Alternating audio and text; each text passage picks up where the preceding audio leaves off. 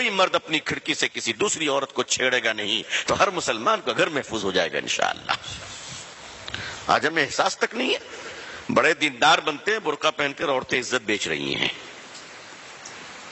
احساس ہے، اپنے محلے کی خبر رکھی ہم نے، پوری دنیا کو زکوٰۃ بانٹ دی، گھر کے قریب میں بیوہ متعلقہ عورتیں اپنے پیٹ کو پالنے کے لیے برقع پہن کر ہوٹلوں میں جا کر غیروں کے بستر پر پہنچ رہی ہیں۔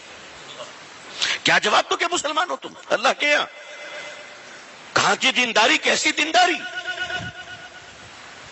ان چیزوں کو روکنے کی ترکیب یہ ہے کہ ضرورتوں کو پوری کیجئے، ورنہ غریبی آدمی کو شرک اور کفر کے دروازے تک پہنچا دیتی ہے۔ انسان کی ضرورتوں کو تکمیل کیجئے۔ ہر مسجد کی ذمہ داری ہے کہ وہ اپنے محلے کی خبر رکھے۔ ہر محلے، پورے ہر مسجد کی ذمہ داری ہے، ہر مسجد میں بیت المال ہو، ہر مسجد کے اندر ایک بیت المال ہو۔ ہمارے محلے میں بیوہ کتنی، طلاق شدہ کتنی ہے، معذور کتنے ہیں، بزرگ کتنے ہیں، ریٹائرڈ کتنے ہیں، یتیم بچے کتنے ہیں، تاکہ وہ لوگ بھیک نہ مانگیں، ڈراپ آؤٹ نہ کریں، عزت عصمت نہ بیچیں، ان سب کو وظیفہ جائے، ان کو ایک مناسب جاب مل جائے، کام مل جائے، ان کی عزت و آبرو کا خیال کیا جائے۔ آج ان کی غریبی کا فائدہ اٹھاتے ہوئے مسلمان عورتوں کو لون دیے جا رہے ہیں اور سود کے نام پر ان کو لوٹا جا رہا ہے، اور وہ عورتیں جب پیسہ نہیں دے پا رہی ہیں تو ان کو ہوٹلوں میں بلا کر ان کی عزتیں تار تار کی جا رہی ہیں، اور ہم چودھری اور سیٹھ صاحب بن کر بیٹھے ہوئے ہیں۔ بولیے یہ سب ہو رہا ہے کہ نہیں ہو رہا ہے؟ بتائیے گراؤنڈ ریالٹی ہے کہ نہیں؟ یہ اس کو آپ روکیں گے نہیں، نسلیں برباد ہو جائیں گی، نسلیں برباد ہو جائیں گی۔ پھر آپ کہاں سے تیار کیجئے گا نسلوں کو؟ آپ کو تو اندر سے کھوکھلا کیا جا رہا ہے، اوپر سے بالکل ٹھیک ہیں آپ، اندر سے آپ کی جڑیں کاٹ دی گئی۔ لوگ کہتے ہیں بیٹیاں آج مرتد ہو جا رہی، نعوذ باللہ۔ نہیں، آج نہیں ہو رہی ہے۔ حضرت تھانوی کے سامنے حضرت تھانوی علیہ رحمہ سے کسی نے کہا حضرت فلاں آدمی کفر پہ مر گیا، حضرت نے فرمایا نہیں، کفر پہلے آئی تھی، ظاہر اب ہوا ہے۔ یہ جو مسلمانوں کی بیٹیاں مرتد ہو رہی، نعوذ باللہ، یہ مرتد وہ تو اظہار ہے۔ سوچو کسی کے ساتھ بھاگ جانا وہ تو آخری قدم ہے، کئی سالوں سے رشتے چل رہے تھے، تب تم نے نگاہ نہیں رکھی، تب تم نے نگاہ نہیں رکھی۔ کوئی بیٹی ندی میں کود کر جا رہی ہے تو پورے ہندوستان کا کلیجہ منہ کے باہر آ گیا۔ کتنی بچیوں کو اور کتنی بیویوں کو آگ لگا کر مارا جا رہا ہے، زہر دے کر مارا جا رہا ہے، تب تمہارا کلیجہ باہر نہیں آتا؟ تم اللہ سے نہیں ڈرتے؟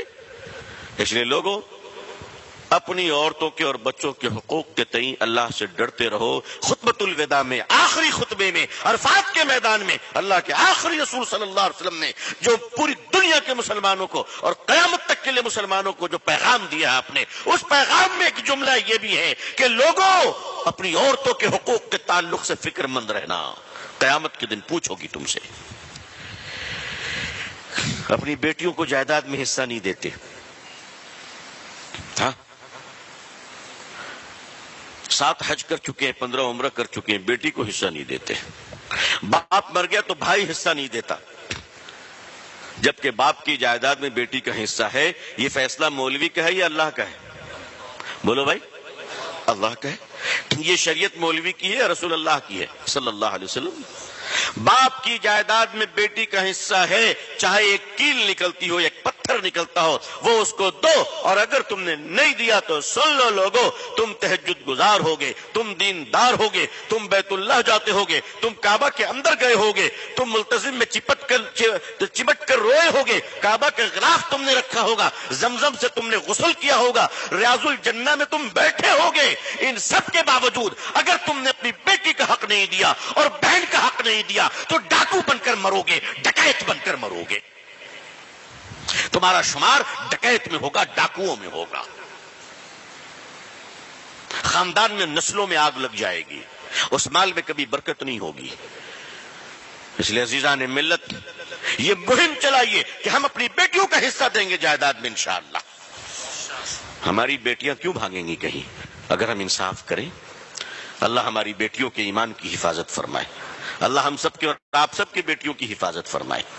دیکھیے آگ کیسے کیسے لگی ہے، آج ایک موبائل فون میں ہمارے بچے آج اتنے کمزور ہیں، آج ان کی تربیت اتنی کمزور ہم نے کی ہے کہ کوئی بھی آدمی ایرا غیرہ نتھو خیرہ آوارہ لچا لفنگا ایک موبائل دے کر مسلمان کی بیٹی کو خرید سکتا ہے؟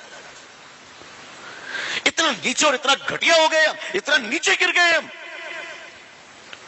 کہ ایسا تو نہیں کہ ہماری کمائی مشکوک تو نہیں ہے؟ نعوذ باللہ.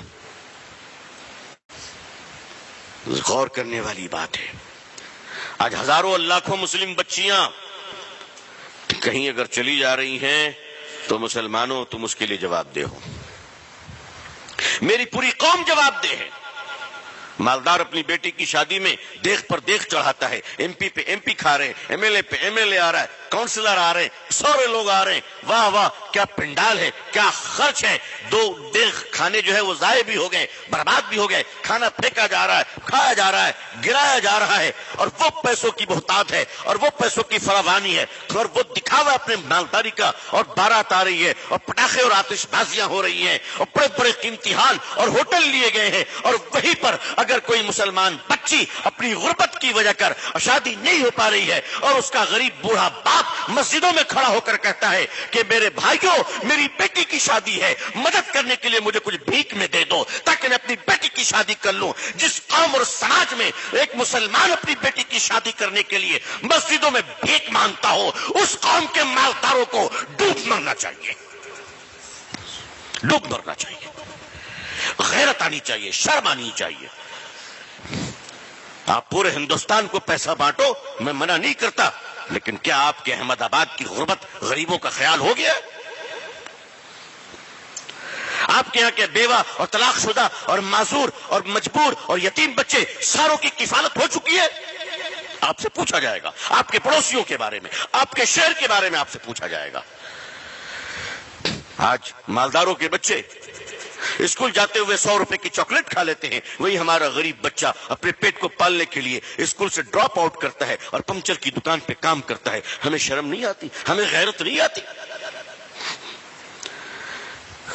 جب تک ہمارے دل میں حضور صلی اللہ علیہ وسلم کی امت کے لیے درد نہیں ہوگا، خیر خواہی نہیں ہوگی، حکمراں بھی ہمارے لیے مہربان نہیں ہوں گے.